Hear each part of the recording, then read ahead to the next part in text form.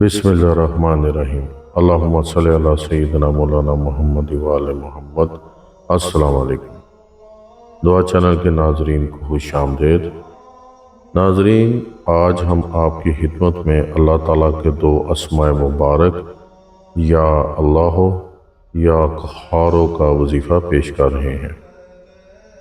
جب یہ دو اسماء مبارک یکجا کر کے پڑھے جائیں تو ایک مکمل قہری اور الہی نظام کو فعال کرتے ہیں، ایکٹیویٹ کرتے ہیں، جو باطل نظام کو تباہ و برباد کرتا ہے اور جادو، دشمن، نفس اور شیطانی اثرات کے خلاف سب سے زیادہ زوردار روحانی ضرب لگاتا ہے۔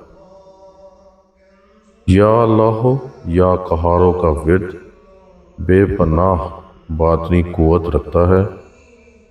یا اللہ تمام نور کا منبع ہے، اور یا قہاروں ہر ظالم، جادوگر، شیطانی قوت اور دشمن کو اپنے قہر سے روندتا اور تباہ و برباد کرتا ہے۔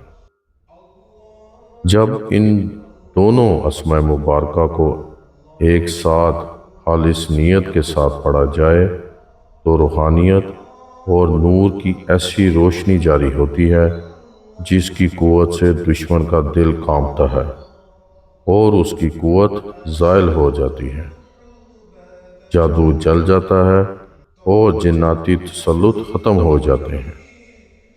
اس کے ساتھ ساتھ قسمت کے بند دروازے کھلتے ہیں اور حق اور نور غالب آتا ہے۔ عمل کا طریقہ نوٹ فرمائیں۔